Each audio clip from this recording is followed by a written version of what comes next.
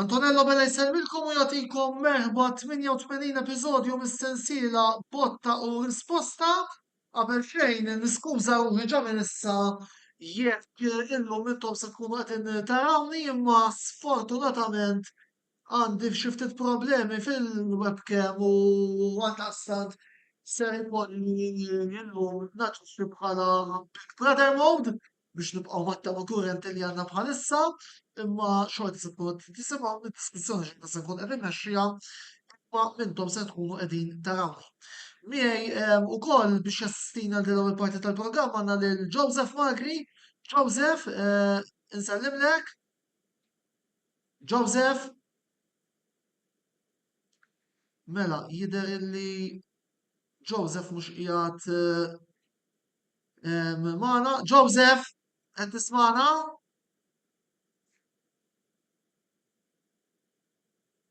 Mela. Jidher illi wkoll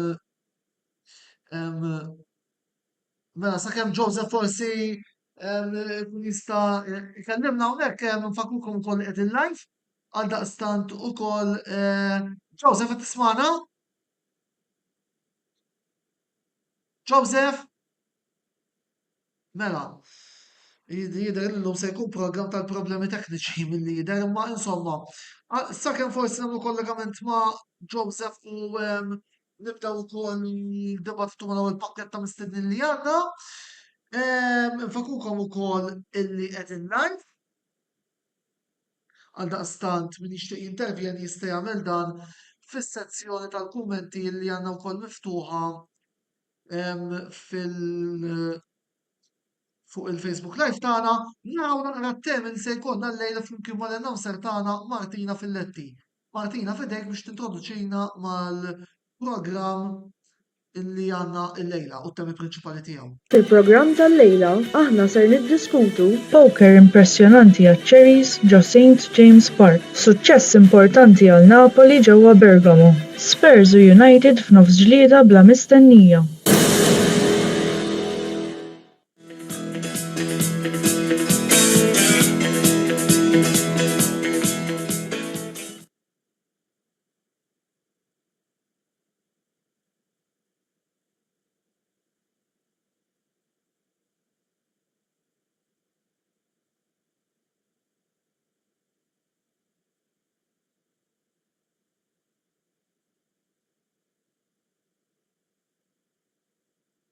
Mela. Jidher li wkoll hawnhekk kellna mela l-ewwel nett forsi kien hemm xi problemi tekniċi bis-sound ukoll għax il-mużik kollha ma kollox. Infakkarkom illi qegħdin live, infakkarkom ukoll illum għandi xi ftit problemi tekniċi għaldaqstant se tkunu qegħdin tisimgħuni u mhux tarawni, niskuża ruħi għal dan l-inkonvenjent. Magħna għandna lil Joseph ukoll li qiegħed jassistina għal dan il-programm. Ma nafx hekk Joseph x'qed jisma'na, ma magħna wkoll għandna lil Darren Grech partitarju ta' Newcastle u Kurt Mikallef partitarju ta' Bournemouth illi hawnhekk ukoll qegħdin nirringrazzjahom tal-lejla qegħdin jingħaqdu magħna u wkoll nistgħu nibdew nitkellmu magħhom appuntu fuq il-logħba. Darren, Kurt, l-ewwel kumment tagħkom fuq din il-logħba jibda Darren għaliex Newcastle kienu ħolmu. Nsellem lilek Antonello u l-semmija ta' dana u s-segwaċi tal-programm. Hija kif qed tajjeb inti ġarrabna telfa wara 9 repli fila. Ta' min jgħid illi dan għat-tim Bournemouth aħna għandna xi ħaġa speċjali miegħu dan it-tim. Isna ma nafx kif naqbad impoġġiha jiena mhux inħennu għalihom imma hemm ċertu ta' rabtiet bejnietna minħabba jiddeħaw illi dan it-tim jissu sar il-bugi tim tagħna li nerpu lil kulħadd u nitilfu mal-Bournemouth. Jew inkella waqqgħu il-punti miegħu. Ovvjament ħadd ma kienet jistennija din it-telfa, speċjalment wara s-sensiela ta' riżultati pożittivi li konna ġejjin minnhom. Nazzarda ngħid illi Newcastle kienu qegħdin jilagħbu l-aqwa logħb fil-Premier League tista' tgħid aħna u Liverpool bdejna nuru l-aqwa logħb fil-Premier League. Ma bdejna nitdejqu minn ħadd, nilagħbu ma' kulħadd, home u away, lajna lill-Arsenal, mhux lajna lill-Arsenal, L-ewwel qegħdin kontra Arsenal diġà tnerbħu tnejn b'xejn. Konna aħna l-ewwel li waqqajna punti lil Liverpool, konna aħna l-ewwel li waqqajna punti lil Chelsea wara ran tajba li kellhom huma wkoll. Tista' tgħid li l-Jordis kienu għaddejjin minn ħolma illi fejn fil-bidu kellna bidu tal-kampjonat daqsxejn waħda xejki, sibna l-forma Eddie Howe sab il-formazzjoni ideali, kienet jonqos dak il-plejer fil-midfield illi jaqgħad kollox, nirreferi għal Tonali, illi induna illi dan għal-plejer il-pożizzjoni tiegħu hija number 6, tablu l-pożizzjoni u elbu ma' Bruno, tafal il-Bruno iktar lejn il-lemin u l-Tonali iktar lejn iċ-ċentral. U din is-sistema bdiet tħalli l-frott tagħha għaliex mit-telfa li ġarrabna ġewwa Stamford Bridge Novembru li għadda li jiena propju konti hemmhekk propju naraħħa. Jumej wara lajna lill-istess Chelsea bit-tazza, jumej wara rbaħna lill-Arsenal ġewwa St James Park u minn dakinhar law Newcastle ma tilfux logħba oħra ħlief waqqajna 2 punti fid-draw kontra Liverpool. Ovvjament però mbagħad waslet il-logħba il-wake up call kultant meta tkun għaddej mill-sensiela ta' rebkiet ta' din il-kwalità. Isek ma tittieħu xejn for granted u naħseb illi u nispera illi din it-telfa kontra Bournemouth hija wake up call just biex kienna ġibna f'sensina illi jismana. Jekk intom bis-serjetà qegħdin tiċċallinġaw biex tiġu mal-ewwel erba' tridu tkunu konsistenti u ma tieħdu xejn for granted. U naħseb illi dik ġiet wake up call f'waqta biex bħal speċi li ġibna f'sensina.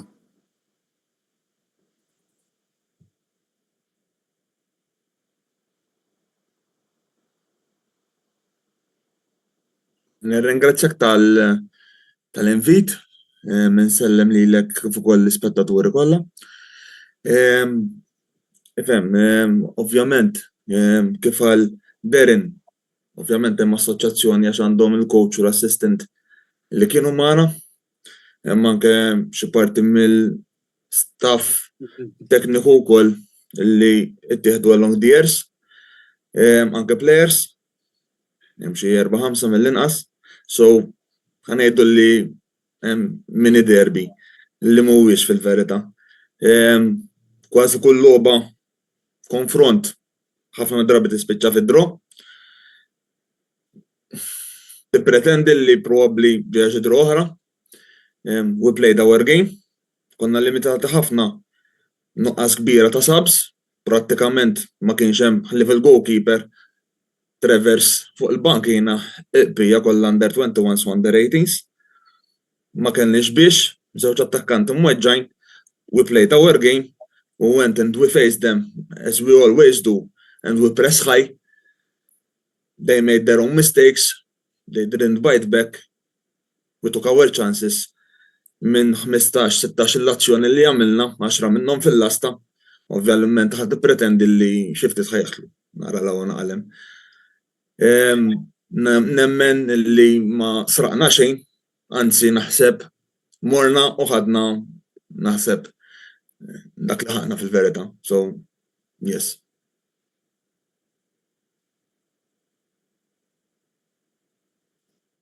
Derin, jina wkoll kont qiegħed nara l-logħba biex ovvjament nipprepara għall-programm u innotajt illi players bħal Alexander Isak u Joe Linton forsi stajtu żgħidulhom aktar. Ma nafx taqbilx miegħi. L-ewwel net biex inkompli mal-ħabib tagħna Kert, naqbel miegħu illi ma serqu xejn ġew ġewwa St James Park u ma beżawx ta' min jgħid illi jgħidu ħafna timijiet li wieħed mill-iktar grounds diffiċli li hemm ġol Ingilterra huwa St James Park u s-supporters tagħhom, il-Jordis. Nammira ħafna il-manager li għandhom jiena, manager bravu ħafna, players hemm ukoll u l-klassifika qed turi dan kollu għax il-klassifika jiena dejjem ngħid illi ma tikdibx dawn qegħdin is-7 post, jiġifieri m'qegħdin xemmek kombinazzjoni. Jiġifieri Bournemouth għandhom nukleu ta' players l-imkien mal-manager tagħhom li dan is-season qed jagħtu pjaċir lill-supporters tagħhom. Semmejt li lil Joelinton u lil Isaac. Ħanajdlek, il-logħba ta' nhar is-sibt jiena nfissirha bħala dik il-logħba illi kull xott li bdew jagħtu ġolla sta Bournemouth dejjem kien perikolus. Dejjem kien kważi goal jew goal. Kluivert għamel 3 goals tal-istampi, 3 goals illi flobit oħra mhux dejjem jitlu, però dana dejjem kien eżatt, dejjem kien accurate u l-ballun dejjem daħal minn 3 xuttijiet 3 goals. Ovvjament ġibna id-draw minn permess ta' Bruno, però sofrejna t-tieni goal eżatt qabel il-mistrieħ. Ovvjament sa' 90 minuta konna għadna fil-logħba għalkemm ma konniex l-aqwa tim. Però rigward players, jekk sajni xużajna l-Joelinton aħjar, l-Isaac aħjar, flobit oħra Joelinton jirbaħ kull duell, flobit oħra Isaac ikollu ħafna chances li minnhom jisfruttom f'goals. Din ma kienx il-logħba tagħna, ġifieri stajna labna ma mill-labna, this wasn't our game, ġifieri nerġa' ngħid il-Bournemouth kieku labu ma mill-labu kienu ħajirbu il għaliex ix-xuttijiet tagħhom daħlu kollha. Beda jiġi kollox eżatt u mbagħad waħda mal-oħra. Però tattikament aħna konna l-istess tim illi kien għadu ġej minn 9 rebkiet infila, ġifieri ma kien hemm xejn mibdul mill-goaler sal-difensur sal-midfielder sal-attakkant. Ġifieri dawk kollha li performjaw f'dawn is-sensiela ta' rebkiet, dawn kollha li kellhom sew f'dawn ir-rebkiet kienu kollha preżenti f'din il-logħba, anzi kienu home quddiem is-supporters tagħhom, però ma nżilniex ġol-ground, jiena dik ngħid, jiena naħseb jekk hemm plejer illi seta' joħroġ mill-ground brasu mollija kien Tonali, il-bqija l-10 l-oħra m'għamlu xejn speċjali fejn il-ħafna li s-soltu jagħmlu. Joelinton bħalma ngħid dejjem huwa mostru f'nofs il-ground, jirbaħ kull dwell, joħloq l-azzjonijiet, però ma kienx Joelinton tas-soltu. Isaac ħafna qed ngħidu li huwa l-aqwa attakkant tal-mument u jiswa 150 miljun, ma Isaac tal-aħħar logħba ma kienx Isaac li aħna mdorrijin naraw. Però jiena ma ngħidx dawn it-tnejn biss, ngħid it-tim kollu, inkluż il-manager, forsi f'kienijiet ma rafx illi isarraf is-soluzzjonijiet li kien hemm bżonn isarraf u ta' dan swirna qares. Again, it's a wake-up call for us, jalla nqumu minna, jalla ma nibqgħux taħtna, issa il-veru test għalina jekk aħniex tim illi vera jrid jiċċallenġa jew inkella tim illi passoltu nilabuha minn nofs il-klassifika l fuq. Justin Kluivert, logħba impeccabli, tripletta, player ukoll li għandu ħafna esperjenza internazzjonali u f'diversi kampjonati. Xtaqt forsi nħu kantej minn għandek rigward il-midfielder Olandiż jekk jogħġbok. Mela, ifhimni, bħala plejer, kulħadd kien jaf li huwa plejer tekniku ħafna. Kulħadd jaf li huwa plejer ta' esperjenza, anke jekk għadu żgħir. Irid joffri ħafna iktar milli diġà ta'. Jgħid f'setup u f'sistema li naħseb number 10 role tixraqlu, anzi jixel fis-sistema. Apparti jekk il-karattru l-personalità tiegħu fit-tattika tal-coach fits in perfectly, aggressive, high pressing, he doesn't let the opponent with the ball think, observe, having the time for vision. Foul, ma jiddejaqx jidħol fuq il-plejer, ma jiddejaqx jagħmel il-foul. Offensivament meta għandna l-ballun dejjem ħajkun jatem. U jew jekk mhux hemmhekk ikun fil-viċinanzi, passing, through balls, crosses, ħajati, ħajkun involut fil-logħba tagħna ħafna, anzi huwa importantissimu. Illum il-ġurnata li tlifna ż-żewġ attakkanti b'inġeries u qegħdin nippruvaw nillapazzaw kważi xejn iktar.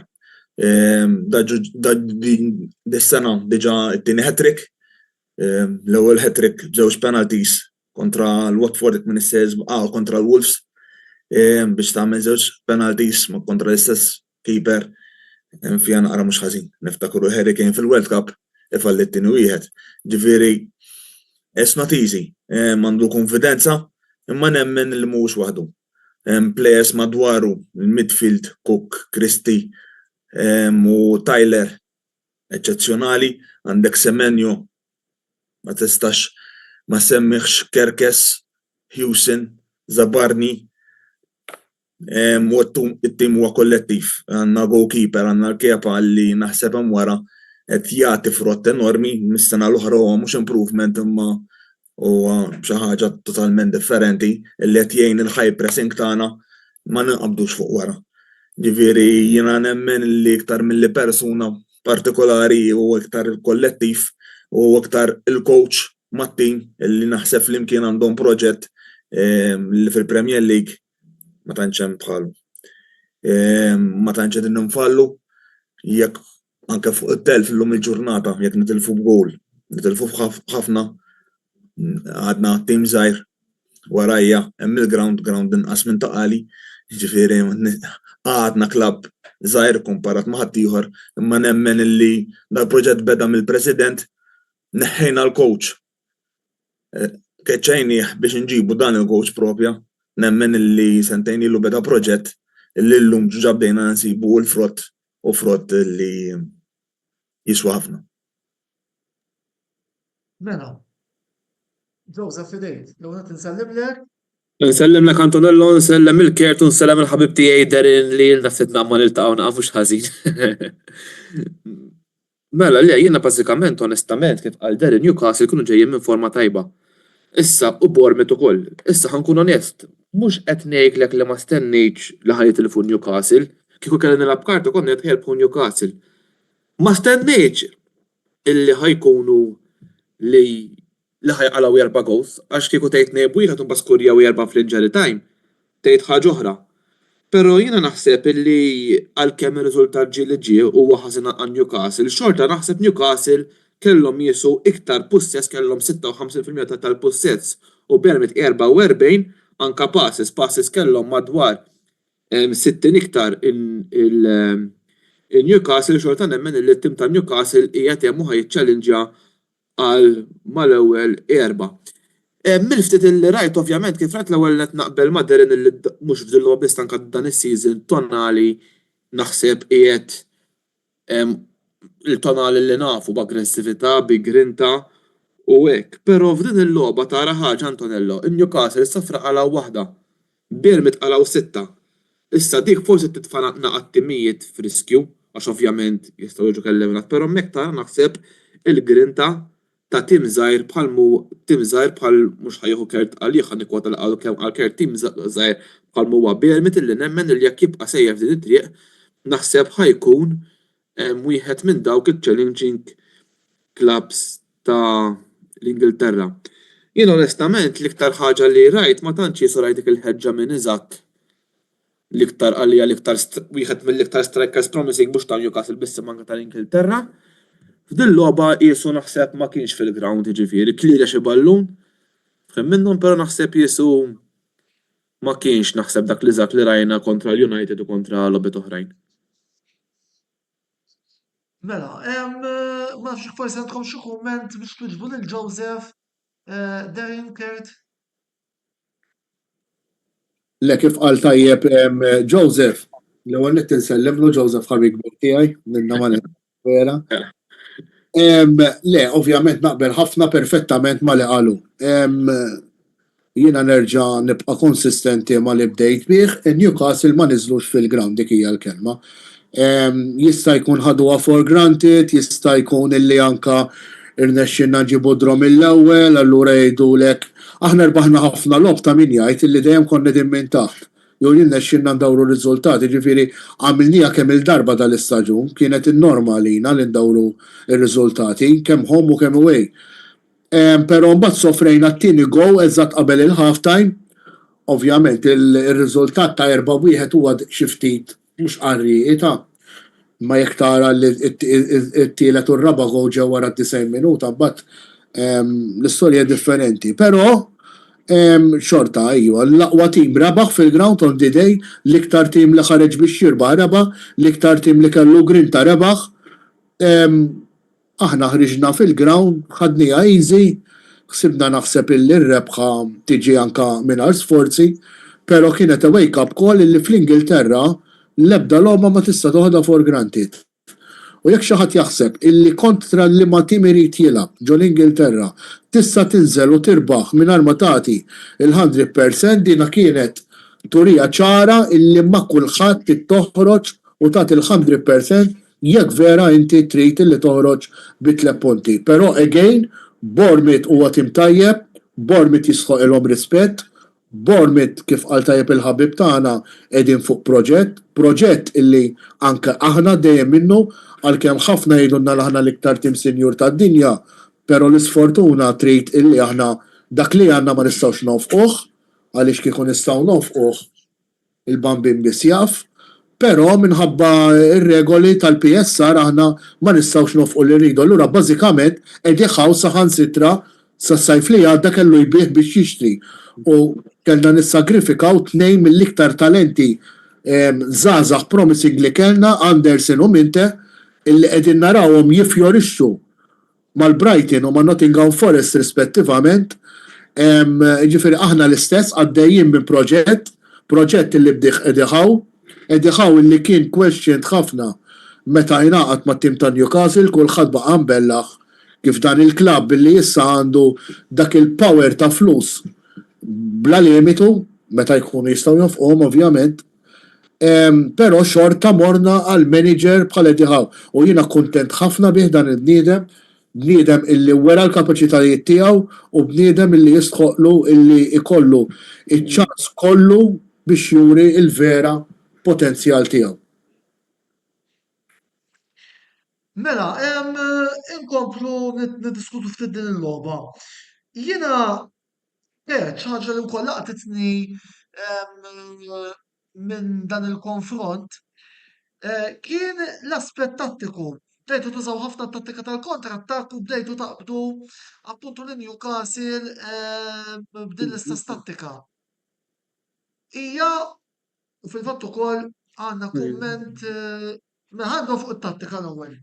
Inti kif rajtha? Taħseb illi din hija l-arma sigli li tista' twassalkom għal post l-Ewropa t-tattika tal-kontra-attakk? Il-tattika tal-coach mhix il-kontra-attakk fil-verità. Hija l-high press. Il-kontra-attakk jibda minn high press. Araw it-tieni goal. Tieni goal Kristi jafas lil Bruno minn wara jiġi Watara minn qudiem kontroll bix-xalluk pass lil Kluivert simple goal. Laqas ċans lid-difensuri imorru fuq Kluivert. it-tattika tagħna tibda mill-high press.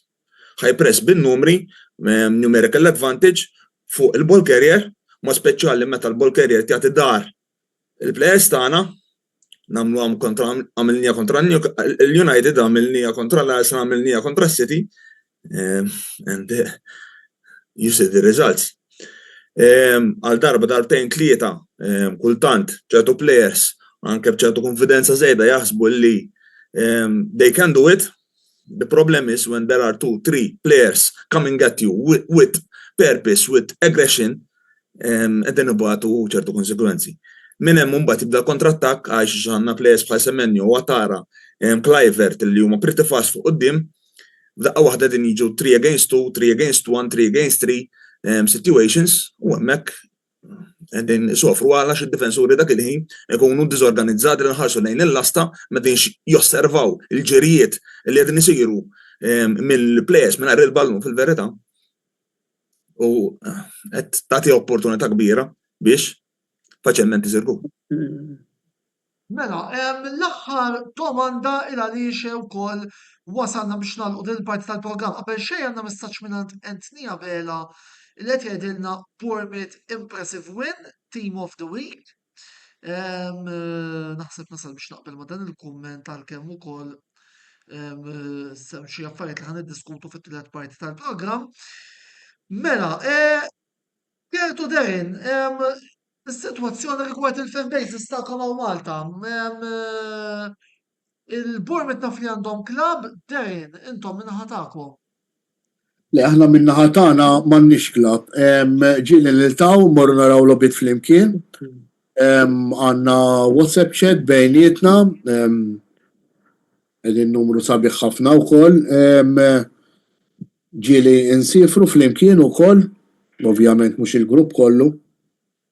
Min ikun jixtieq jidħol fil-grupp tagħna, ovvjament, javviċina wieħed mis-supporters ta' Newcastle tistgħu tibgħatu li l-istess u ndaħlukom f'din iċ-chat. Ovvjament, ħodu l-kedet magħna aħna l-Ġordi smaru għal-bira illi għandna. Nispera li wasal iż-żmien illi fl-aħħar nieħdu qegħdin ovvjament semi-final tat-tazza. Nisperaw li t-tieni lekk tmur tajba kontra l-Arsenal biex jekk Alla jrid insibu ruħna ġewwa Wembley. Nisperaw ukoll li nerġgħu nirritornaw għar-rep biex inkomplu nisfidaw għal post fl-Ewropa. Gert, min-naħa tagħkom, Bournemouth. Jiena rajt li għandkom Facebook group diġà. Facebook group ilu naħrem mhux ħażin. Ifhemni, uffiċjalment ma nafx hekk hemm barra fil-Gżejjer Maltin hemm xi iktar. Hopefully iktar ma qattaw żmien fil-Premier League u nibqgħu nilagħbu tat-tip ta' futbol nemmen li anke tfal żgħar jibdew iġorru l-kuluri tagħna u mhux tal-Milan. Jew tal-Ħamrun. Ifhemni, anke bħala fan base qed tikber anke l-Amerika, il-President tagħna huwa l-Amerika, Amerikan ġifieri qed jinvesti ħafna. So bil-mod il-mod fil-fatt within a few months ħanatlu fit-training complex ġdida u ħajibda il-proġett ta' ground ġdid fil-viċinanzi tal-ground tagħna stess. Hopefully ikun around 20,000 capacity. Dejjem aħjar milli għandna. Ifhimni, bħala fan base għandna 4-5 min nies li seguna naqra nitfgħu naqra posts before and after the game, naqra artikli interessanti fuq il-klabb. Anke xi Maltin seguna. So, iva. Mifhimni iktar ma ħanqattaw żmien fil-Premier u nilagħbu tat-tip ta' futbol, iktar ħajkun attrajenti għan-nies. U jinġibdu iktar lejn il-klabb. So, anyway, ifhimni kif għal Derin aħna ukoll jiena uħti. So, morna naraw kontra West Ham, ħasra li ġejna dru, ma ġara xejn, affarijiet li jiġru fil-verità. Ma iva, u hopefully qegħdin nammiraw forsi mmorru għall-aħħar logħba niċċelebraw l-ewwel darba f'entratura f'tazza ta' Ewropa. Mela, grazzi Kertu, grazzi Derin ta' dana l-interventi tagħkom, grazzi wkoll il-Joseph li narawh ukoll fit-tielet parti tal-programm. 3 minuti ta' reklami u nerġgħu nifhmu lura biex niddiskutu din id-darba il-parti tisma' misterjeja bejn Atalanta u Napoli. Ibqgħu magħna, dalwaqt ikunu magħkom.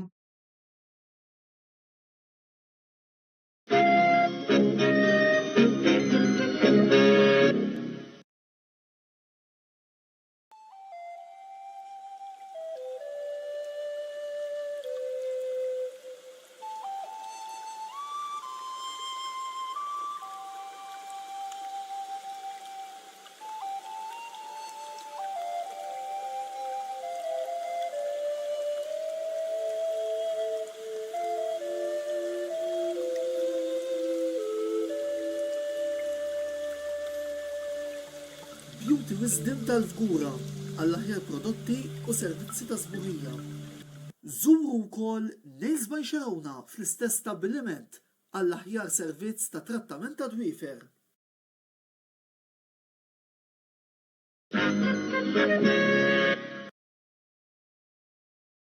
Wasal eluq żmien ommok, missierek, jew xi ħadd minn tal-familja, għandek xi okkażjoni jew xi attività mal-ħbieb u trid issib restorant tajjeb b'ikel ġenwin u prezzijiet għall-but ta' kulħadd? Post wieħed għandek issib il-Katalan tax-Xajra fejn issib għażla vasta ta' pizza, pasta, grills u għaġin f'atmosfera b'element familjari. Għal bookings ċempel fuq 21-800-997 jew żur is-sit tagħna għal iżjed informazzjoni. Il-Katalan, ir-ristorant għalik.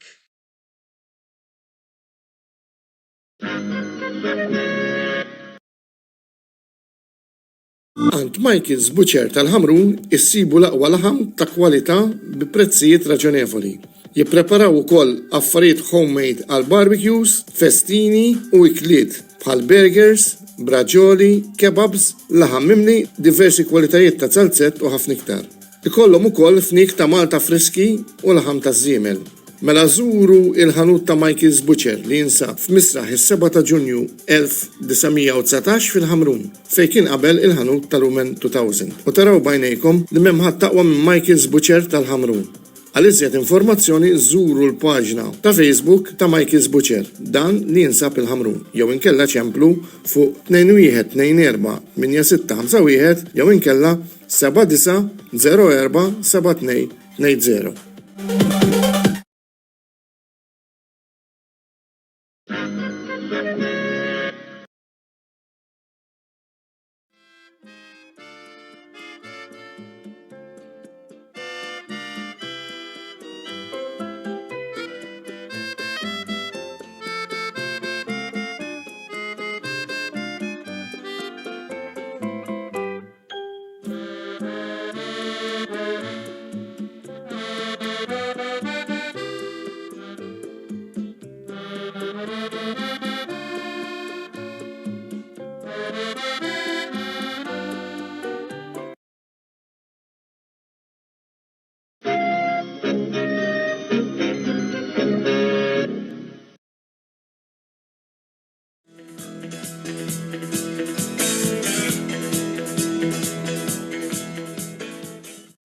Merħba lura t-tieni parti tal-programm Botta u Risposta fejn issa kif qegħdin taraw nkunu qegħdin niddiskutu l-logħba bejn Atalanta u Napoli qabel xejn il Karl Parnisi li se jkun qiegħed jassistini għal din il-parti tal-programm. Karl insellimlek.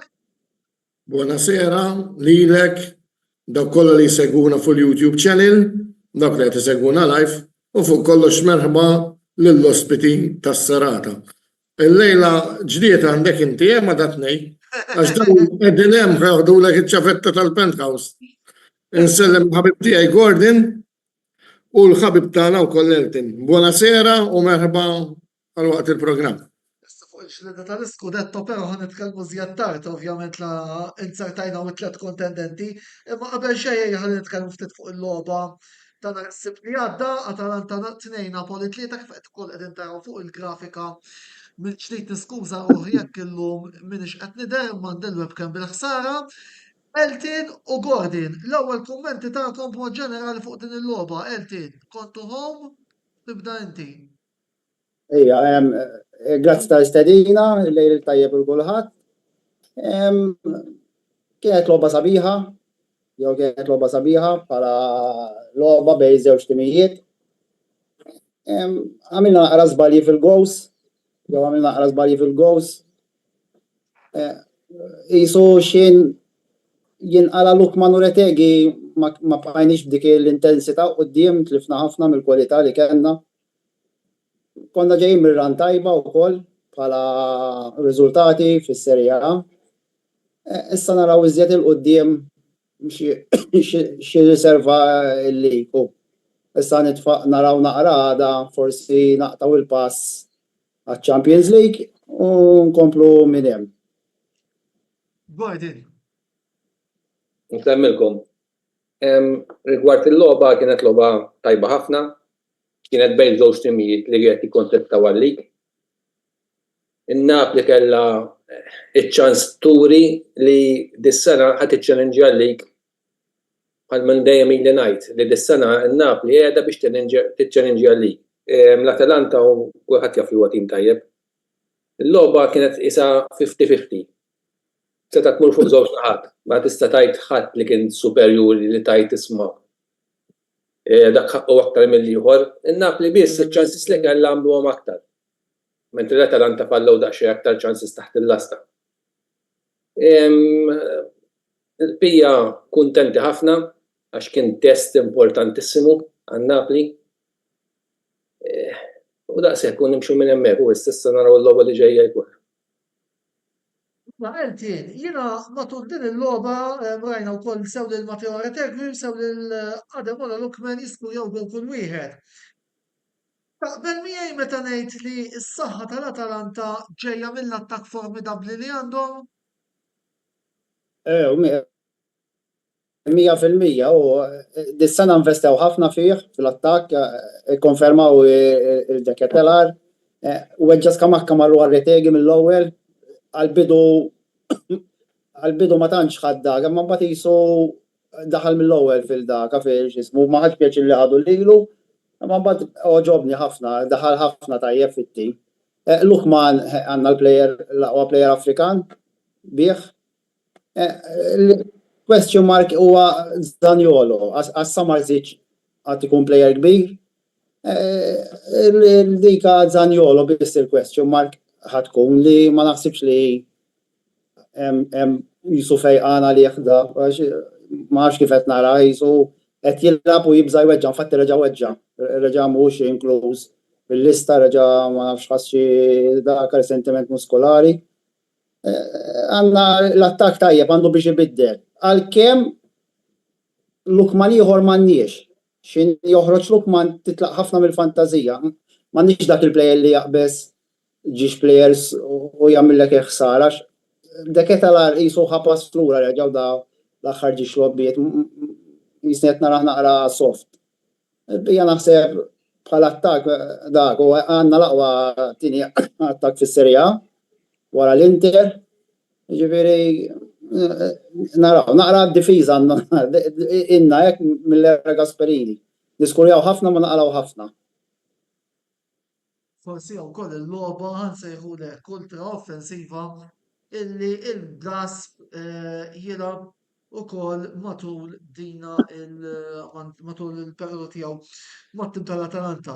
Gordon, qabel xejn tajjeb infakru li Gordon Bonnici qiegħed jirrappreżenta n-Napoli Club Malta ukoll nħu l-okkażjoni biex inselli għal diversi membri ta' dan il-klabb billi wkoll uħud minnhom maħbib tiegħi fuq sfera wkoll personali. Gordon, itluqtak vara sklerja, qabel xejn kont qed tistennih? Naqqas xejn. Konna nafu li ma tantx daqshekk kuntent, imma li ħajtlaq fost ta' season hija ħaġa daqsxejn tweġġa'. Konna nippretendu li ħalli għall-aħħar tas-season. Huwa tim u x'inhu huwa plejer impeccabbli u għan-Napli hu. Dana erbaħna lik bis-saħħa wieħed mill-elementi li kien fondamentali. Huwa plejer titolari għalkemm issa għandna plejer ieħor kapaċi daqsu jekk mhux aktar, li huwa Neres. Iddajjafna hu. Li telaq ħaġa ovvja bil-forsi iddajjafna. It-tim naqqasna saħħa kbira mingħajru. Għalkemm nemmen li għandu jiġi ħadd ieħor jirreplace għandu jkun plejer kapaċi daqsu. Konta għalli jrid plejer lest. U hekk nemmen li jiġina plejer lest ukoll. Għandek xi jisem frasek, kienet tisema Garnacho ta' Manchester United. Mhux lilu jridu. U żgur li De Laurentiis jagħmel minn kollox biex kuntentaħ. Għax dis-sena turi biċċa li De Laurentiis rid jimxi 8 feet mal-coach ħalli ma jagħmilx l-iżball li għamel sena l-oħra. Eżatt, jien fil-formatera naħseb li hija importanti wkoll li anke forsi kif qegħdin naraw De Laurentiis qed jagħmel ukoll pass lura f'dan l-istaġun qed ħalli l-Conte jmexxi nemmen illu wkoll Antonio Conte huwa coach li jaf eżattament kif għandu jmexxi lil Napoli lejn suċċess. Is-Sur Parnis, għandek xi kummenti fuq il-logħba? Qabel ma nibda bid-domandi. Ara, jiena Domandi. ara, fuq il-logħba fimni hija logħba li kienet il-logħba tal-ġimgħa li hija għalkemm ir-riżultat mar favur in-Napli xorta l-Atalanta I'm not going to rule them out. nafu dat-tim x'għamel dejjem dat-tim qed jinbena pass u b'mod għaqli, naħseb Zaniolo mhux ma nafx kif ħaduh l-Atalanta, onestament għax ma narax jaqbel ħafna mal-filosofija tagħhom. Issa, rigward Napoli hija affermazzjoni, kellek tgħid li kellek titfa' €1 fuq minn ħajtfa' lik. Nemmen ħafna jiena li in-Napoli minħabba dejjem fatturi dejjem l-istess fatturi li qed nitkellmu li daw. Hemm it-tim Conte coach tajjeb u dis-sena jikkumplementa ħsab president li s-soltu iktar jagħmel deni milli ġid. Mela xiex. Ngħidlek jiena kelli nitfa' €1 naħseb li n-Napoli jieħdu l-lik. U inti tispiċċa bla penthouse, tispiċċa fit-tielet solar. Sittini Kajl. Jien ma naqbilx miegħek imma li tajt li De Laurentiis jagħmel dejjem id-deni, għax Napoli għadin hemm bis-saħħa De Laurentiis.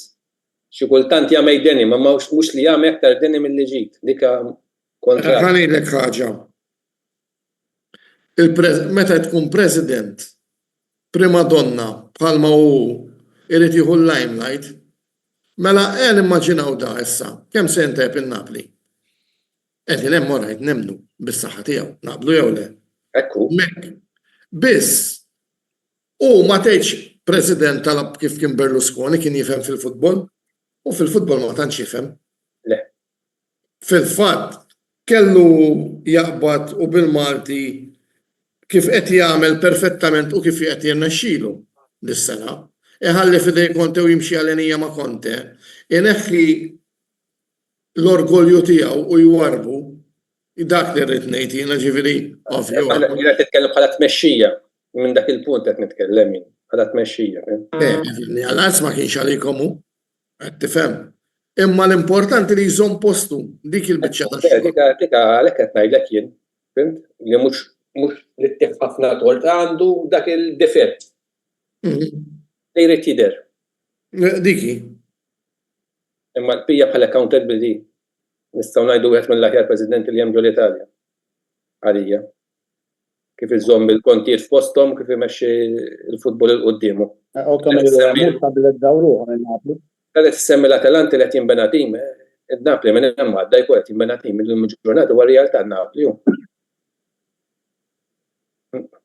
Qabel kellek klassifika tal-Milanisti u l-Juventus u n-Napoli u l-oħrajn kienu jiġu taħt. Issa demmen in-Napoli għadha ma ta' fuqu. U l-Atalanta qed jiġu ma ta' fuqu wkoll. Badallhom dak il-biċċa.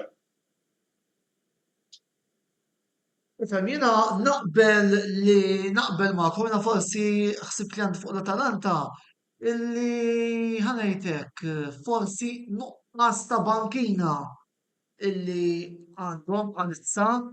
Se bankina l-Atalanta b'saħħitha l-kwalità. Iktar minn għandu. Naqra nuqqas ta' kwalità hemm. Diki. Atalanta titqis li wkoll huma forn ta' players. Plus li għandhom l-scouts formidabbli. Players jafhom ħadd, players jiġu bi ftit flus, mu jitilqu mal-ewwel b'ħafna flus. Ġifieri. Daktar xħajja fil-palestra, ġifieri plejer għadu ħireġ mill-primavera, laq naqra mal-Under 23, mal-Atalanta Under 23 fis-Serje C u beda jgħidlu dak, aktar x'għada ħajibdaw. Ġifieri u ma jiddejjaqx jilagħbhom, ġifieri. Għandek players li kienu ma' timijiet oħra li kellhom high hope ma rmexxux ġew mal-Atalanta u reġgħu bdew jitellaw il-performance tagħhom. Pereżempju De Ketelaere, jiena lija. Ġi kultant ikun naqra soft imma jisu dal-aħħar ġi xogħol qatalura naqra reġa' jisu ma nafx jekk għamlu xi ħaġa fit-training daw il-ġimgħatej training xi jibes biex jassu saħħar staġun fil-forma għax jisom kienu naqra jenin, rajtom naqra jisom dew jajjew. Issa naraw, għal-kem l-Atalanta, l-players tal-Atalanta narom, milli meta jilabu kull 3 ijiem irrendu iżjed.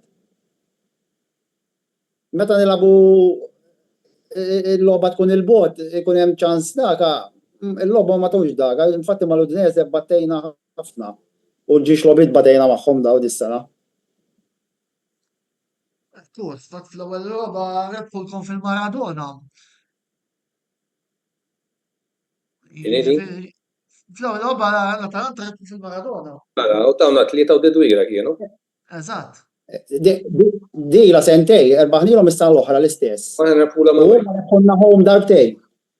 Ir-riżultati meqlubin, aħna rbaħna darbtej away ma' Napoli u Napoli rebħulna darbtej home aħna.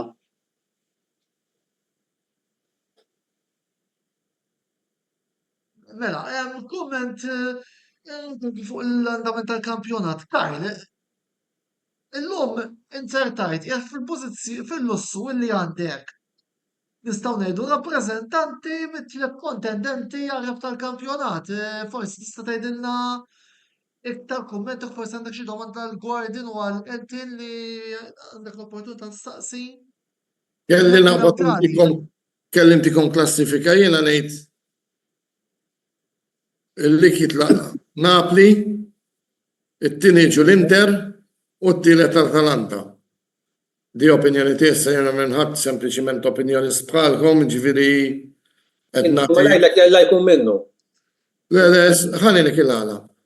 Għax hemm kollox. Per eżempju, hemm il-kontinuità. All right. Hemm bħala coach kemm jgħidu b'Inzaghi, jiena Inzaghi dispjaċini ma jogħġobniex. Mhux ħallat il-Conte ma' Inzaghi u anke Gasperini nemmen li huwa aħjar minn Inzaghi. Dik opinjoni tiegħi ġifieri. Imma hemm l-ingredjenti kollha Napli u l-fatt li m'hemmx koppe dak huwa ta' vantaġġ enormi. Kbir dak il-vantaġġ. Il-President qed joqgħod issa naraw. Ġifieri jekk Alla jrid 3 xhur oħra jkollna dak il-verdett. Tiġrija nara bejn l-Inter u Napoli, l-Atalanta naqtaħħom aktar lura. Jiena fil-faċċiet li qed Napoli l-ewwel, Inter it-tieni, Atalanta t-tielet. Post. Forsi la Koppa Italia, il-lig diffiċli biex terbħu. Jiena naħseb li il-Napoli il-vantaġġ li għandhom huwa li ħajkollhom il-ħafna konfronti diretti issa ġewwa l-Maradona. Kontlarju tal-Inter li l-konfronti diretti tagħhom issa teskludi Inter Roma għaliex jiena meta ngħid konfronti diretti inkun qed ninkludi Milan, Juventus, Napoli, Atalanta, Lazio, Roma. Illi l-Inter kull ma tfadli laħom huwa Lazio u Roma l-bqija irridu jilagħbu barra minn darhom. In-Napli jidher li d-diretti li fadlhom ma kollha ġo Napli. Maġġoranza. Għandhom ma' Roma away. Ma għandhom Roma fl-Olimpiku. Fakrek biex ma taħadna l-lig. L-istess ħaġa kienet u away konna tlifna mhux ħażin, home, skużani, away konna rbaħnilhom kollha u away konna tlifna l-punti. Dik ma ninsuq qatt mal-Milan. Eżatt. L-Atalanta naf li mal-Inter Jisna nostru ta' fadlilna. Sorry? Jisu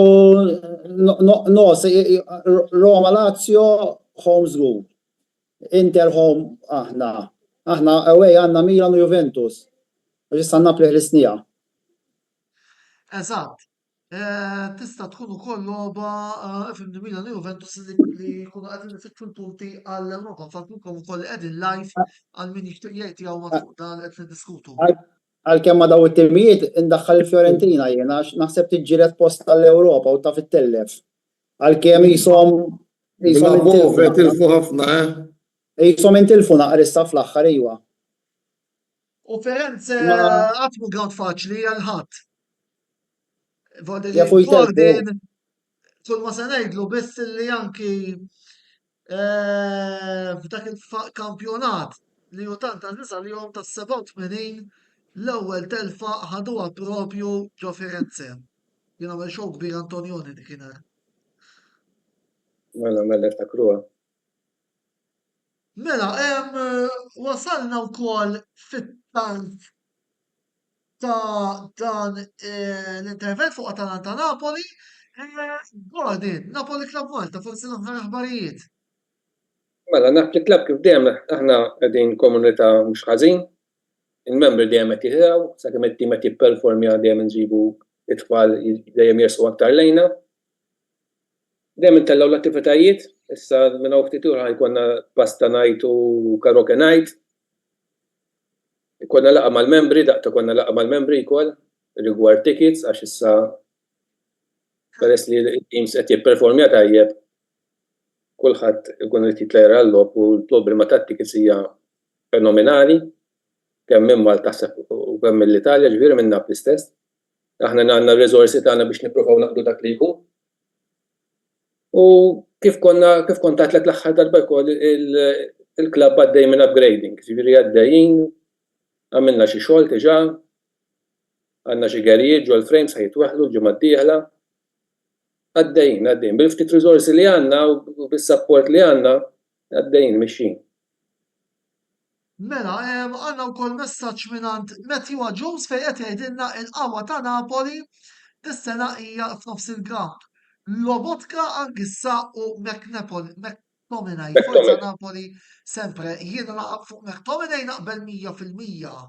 Illi naħseb huwa jekk nittakkwista s-sena kważi. Anch'issa huwa plejer ieħor b'saħħtu f'nofs il-ground u Lobotka huwa wkoll plejer tajjeb ħafna. Lobotka li huwa surmast u huwa ma tantx toħ daqshekk apprezzament għax ma tantx jiskurja, imma lija Lobotka huwa l-player of the match. Kull logħba. Għax għalija huwa s-surmaz dak. Issa tajli McTominay mhux tajjeb, mhux ħaġa vjeri tajjeb McTominay imma hu s-surmaz. U nofs il-ground is-sena din tajjeb. Eltin, supporters tal-Atalanta parti inti Franco Jones nixtieq insellem. Kif is-sitwazzjoni? Ma tantx issejfu, jew ma tantx ħassib. Nexxil indawwar il-mara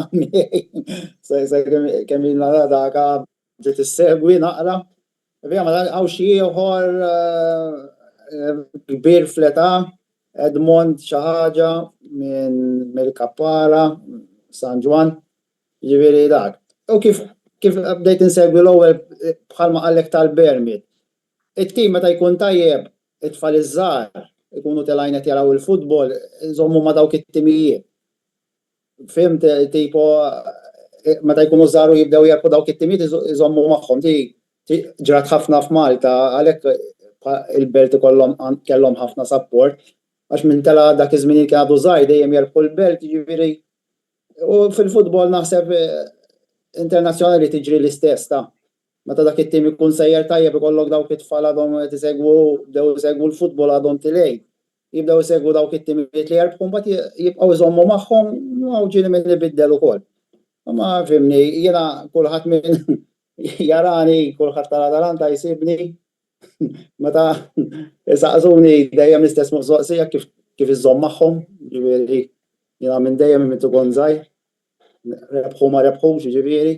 Issa l-oħra ħadna ferħa kbira, baħna l-Europa League, sa naraw x'daka. Forsi nerbħu l-Koppa Talja mbagħad naraw il-qudiem daka. Fl-Italja diffiċli biex terbħu l-iskudetto, għax dejjem għandek is-cities il-kbar jiġġieldu għalih. U jisa xi kultant isa politika tkun. Tipo huma jridu jerbħu. Ma nafx dak. Għalkemm il-mentalità tal-klabb u tal-plejers jisa nbidlet naqra bir-reħ tal-Europa League. Issa naraw.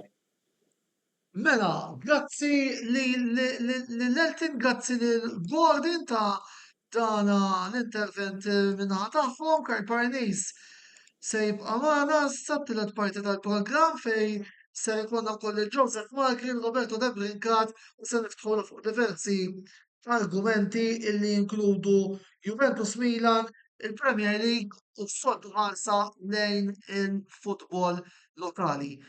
3 minuti ta' waqfa u nerġgħu nitlu ħbieb.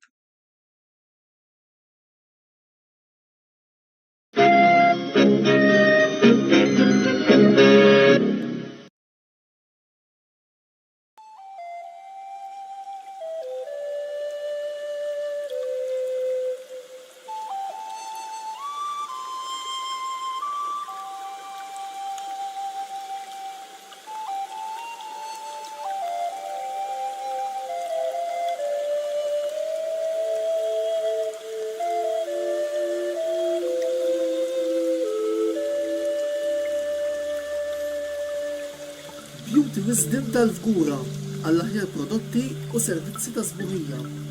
Żuru wkoll Nails by Xerawna fl-istess stabbiliment għall-aħjar servizz ta' trattament ta' dwiefer.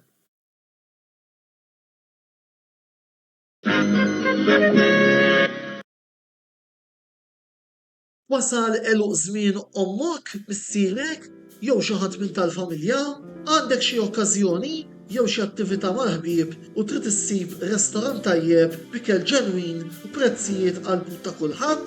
Post wieħed għandek issib El-Katalan tax-Xajra fejn issib għażla vasta ta' pizza, pasta, grills u għaġin f'atmosfera b'element familjari. Għal bookings ċempel fuq 21-800-997 jew żur is-sit tagħna għal iżjed informazzjoni. El-Katalan, ir-ristorant għalik.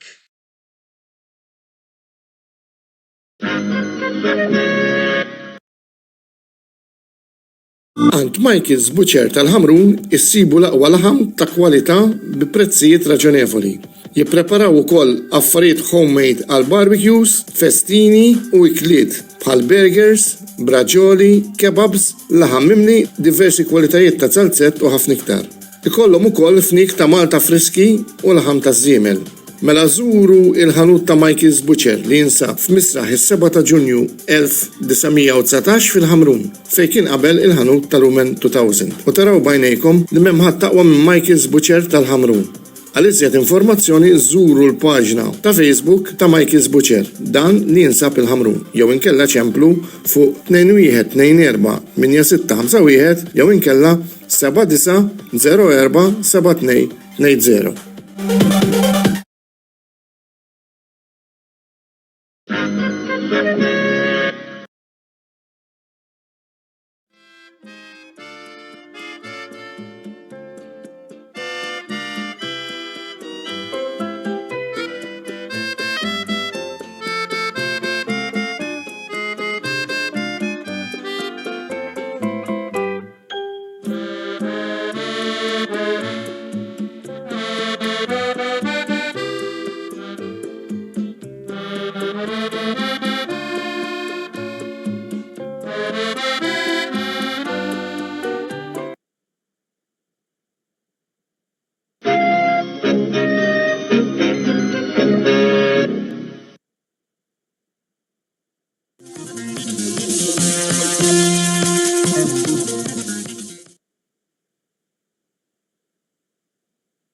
Merħba lura t-tielet parti tal-programm Botta u Risposta.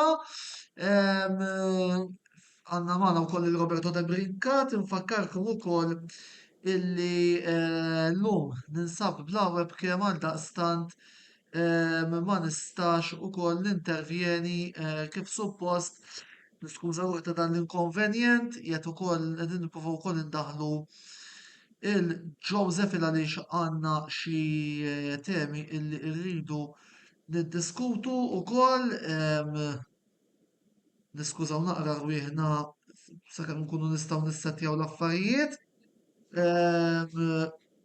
Biss sakemm jidħol Joseph Magri għandna diversi temi li ħan niddiskutu llum. Roberto, l-ewwel qed insellimlek. Sellimlek Antonello, nsellem isħabi u dak kollha tisegmuna. Mela ħalli ukoll ħalli wkoll Magni naħseb għadu qed jitfi s-sigarru. mela sa fuq Juve Milan se nitkellmu. Fuq Juve Milan se nitkellmu. Tippruvaw ndaħlu lil Joseph imma għandna xi problemi. Jista' jkun lil Joseph se jkollna ndaħlu f'kollegament telefoniku. Joseph ikbar qed issegwu l-programm fuq il-Facebook Live ser indaħluk dal-waqt tina ftit ċans ukoll ħalli nkunu nistgħu nirranġaw l-affarijiet fil-fatt kol Joseph jidher għandu xi problema biż-Zoom. Qegħdin nippruvaw ukoll indaħluh nagħtu naqra ċans ukoll dan huwa ħin li eventwalment irridu nirkupraw. biex ukoll inżommu mal-problema mela fuq bħal tkellmu fuq Juventus Milan, Roberto, ħoddiri imma per korrettezza nistennew il-Joseph jidħol sakemm forsi nsolvu l-problema ma' Joseph Magri. Karl, ma Għadli? nafx ux il-kas illi nitkellmu fuq il-kampjonat Premier lokali natu naqra ħarsa lejn x'ġara u ma ġarax fit-tmiem il-ġimgħa fid-diversi stadiums illi kellna ġewwa pajjiżna almenu fl-ogħla diviżjoni. Ovvjament se nkunu qegħdin nkopru 3 diviżjonijiet. Bla nota l-grafika għandna dar riżultati mit-18 il-ġurnata, Balza 3 Mosta 2, Birkirkara 2, Gżira United 2, Hibs 1, Hamrun 2, Marsa Xloħ 3, Zabbar St. Patrick 1, Melita 2, Floriana Xej, Slimo Wanderers 4, Naxxar Lions Xen il-klassifika. Wara 18 il-ġurnata, qed tara l-Hamrun Spartans waħedhom fil-quċċata b'6 punti, Birkirkara 4, u mbagħad għandna il-kumplament tat-timijiet nistgħu ngħidu hekk bi 3 punti, Gżira United 1 u Naxxar Lions xejn. Karl. Hibs Hamrun, ħanibdew minn dik il-logħba. Hamrun illi jiena fil-fema Kien hemm tiegħi. ħafna, kien hemm ħafna episodji favur Hamrun. Ġifieri, kien hemm darba minnhom anke fawl ta' Mbong fuq De Gabriele kien ċar u x'aktarx ukoll hemm gowl minnhom tal-Ħamrun beda minn azzjoni ta' offside. Biss jien nemmen li s-soltu storja kampjonat Malti fimni m'hemmx fejn titfixkel. Ngħidlek jerġa' jaqbad it-triq ta' Stada Reali. Ġifieri m'hemmx tara. Eżattament. Furjana tiġa il-Furjana tilfulek ukoll il-main contenders l-oħrajn. Ifhem il-kampjonat Malti Juliju. La tiġa beda. Ġifieri fis-sens li jista' tiġi revenge issa. Ma fimtekx ta' Ifhem, il-Ħamrun ramaw sew hija realtà. Minuta. Jista' jinnega. Ibak li zoom. Imma Joseph, mela, ngħidlek jiena għalkemm anke Birkirkara ramaw u l-Furjana l-istess ramaw. Għandi feeling qawwi li l-kampjonat jerġa' jmur Stada Reali. X'taħseb inti Roberto? Jiena ħanuża l-kelm. Mela, ma jida li Joseph Marek jkonet kollega u waħda bot telefoniku, ma nafx inqatat il-linja, Roberto tista' tkompli inti. Jiena kont sa nuża l-kelma sorpriż kif tim li fl-ewwel fażi tal-kampjonat kien l-ikbar diżappunt.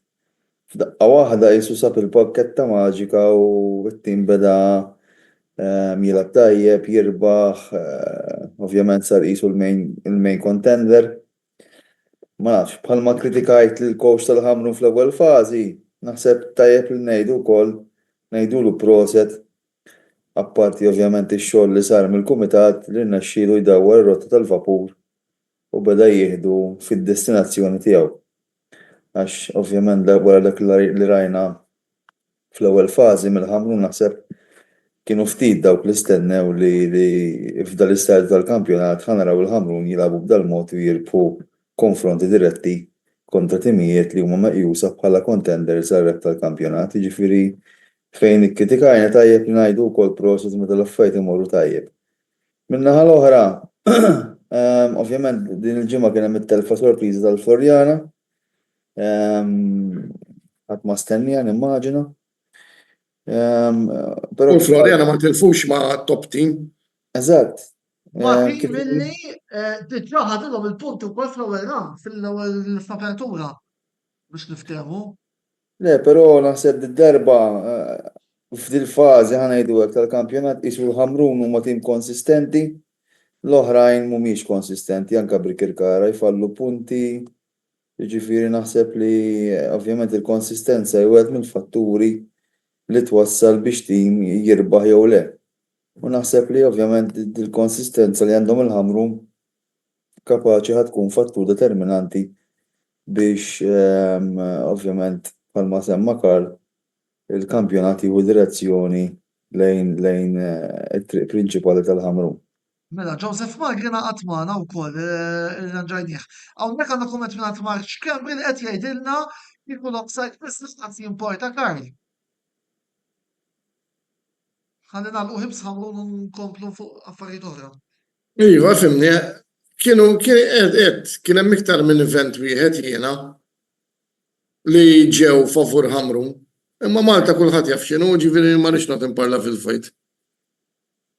Alright, mela, nifqu mill-diskors fuq il-kampjonat BOV Premier u issa nistaw nitkellmu liberament fuq Juventus Milan. Roberto u Joseph li qegħdin hawnhekk, Joseph welcome back. Roberto, l-lum ma ngħidux motta outle. Le, l-lum, fimnina, bħalma tkellem fuq il-ħamu, ħanitkellem fuq motta wkoll, ġifieri fej kritikajt u xtaqt li jitneħħa. Daw l-aħħar żewġ lobijiet rajt Juventus li jilagħbu futbol tajjeb, lob li huwa simili għal dak Ingliż bil-ballun tilgħu nieżel, kemm kontra l-Atalanta u kemm kontra l-Milan, u naħseb għal daw iż-żewġ lobijiet kienu riklam tajjeb għal futbol Taljan, jawguraw tajjeb. Però kif għandi l-sieħbi Joseph hawnhekk, xtaqt nistaqsih mistoqsija sa mhux mill-lat personali, ovvjament bħala supporters u kommentaturi tal-futbol Taljan, però il-ħabib tiegħi meta Milan rebħu żewġ lobijiet u rebħu Super Cup għajat kemm Konsejsa huwa coach kbir. Issa wara din logħba ma nafx jekk għadu xi jirraġuna bl-istess mod għax naħseb il-Milan nhar is-Sibt kienu diżappuntanti għall-aħħar. Laqqas pjan ta' logħba li ma kienx manjanna lihom kienu joħorġu b'4-5 goals minn taħt. Ġifieri ma nafx sieħbi kif qed jaħsibha fuq Konsejsa issa. Joseph xel il-mikrofonu. All right? Iva. Le, ħanejlek l-ewwel nett tajja ngħidu kollox mill-bidu. L-ewwel nett jiena l-istess għadni ngħid li Konsejsa huwa il-coach ideali għal Milan. Ġifieri naf li diġà ħedda, però dan ġie u rebaħ tazza. Issa mhux qed ngħidlek li sar jisu Ancelotti għax wieħed għadu kmieni biex jgħid, però l-ewwel nett naħseb illi nitkellem fuq il-partita, l-ewwel ħaf naħseb kien hemm ċans fejn ġixtimijiet jiskurjaw. Ġifieri wkoll kien hemm momenti fejn il-Milan kienu perikolużi fl-ewwel taqsima. Però mbagħad fit-tieni taqsima ma kienx hemm Juventus u Milan fil-ground, kien hemm il-Juventus biss. Ġifieri il-Juventus fit-tieni taqsima ddominaw, rebħu meritatament, ġifieri kienet rebħa mistħoqa. Jiena naħseb fit-tieni l-ħaf ma nistax nifhem x'ġara jew jista' jkun illi għamel żball min-naħa ta' Konsejsa u ta' kulħadd jiġifieri jiżbalja, jew inkella l-Milan baqgħu ġo dressing room. Issa jiena ngħidlek ovvjament din kienet l-ewwel telfa taħt Konsejsa u ġifieri ma tistax tiġġudika coach wara telħa u coach li ġie off season u sab it-tim fiex sab ukoll ġifieri għax all right, nerġa' ngħid l-ewwel taqsima naħseb kien hemm mumenti fejn il-Milan setgħu skurjaw daqsant ieħor il-Juventus ġifieri, però ma naħsibx li Konsejsa l-istqal wara l-logħba li ħerfa' r-responsabilità ta' x'ġara ovvjament qatt iridu jidrabu ukoll ċertu players, ġifieri ma naħsibx li din it-telfa għandha tintafa' fuq Konsejsa u jiena onestament naħseb li din it-telfa turi li kif qal tajjeb Konsejsa hemm bżonn li jissaħħu ċertu dipartimenti tal-Milan speċjalment fejn jidħol ir-rajtu. Għax il-ġiex gows bażikament minn hemmhekk ġew mill-rajtu, ġifieri wieħed devjazzjoni u li jieħol ġilja tajba ta' wejja. Ġifieri ma tistax titfal it-tort fuq Konsejsa f'dan il-mument. Jiena isma'ni Joseph, jiena mhux qed nitfa' t-tort fuq Konsejsa, jiena ġast qed indaħħal fil-kuntest dak li qed inti wara li rbaħtu s-Super Cup. Jien fl-opinjoni tiegħi kienet opinjoni maġla li tgħid li Konsejsa huwa coach kbir għax ġietu tajba żewġ lobijiet u rebaħ tazza, da ma rebaħx il-Champions League, da rebaħ is-Super Cup. Meta, biex ngħidu kollox, meta l-Milan laqqas biss kellhom jilagħbu fiha għax la rebħu l-League u laqqas rebħu l-Koppa Italja, da biex l-FA Taljana idaħlu aktar flus. Daħlu l-Milan u l-Atalanta biex ngħidu kollox issa. All right? Però jien li tiġi hawnhekk u tgħid li kont se jsaw coach kbir għax rebaħ tazza wara żewġ logħbiet. Hemmhekk tgħux għalik imma hemmhekk kont qed taġġel.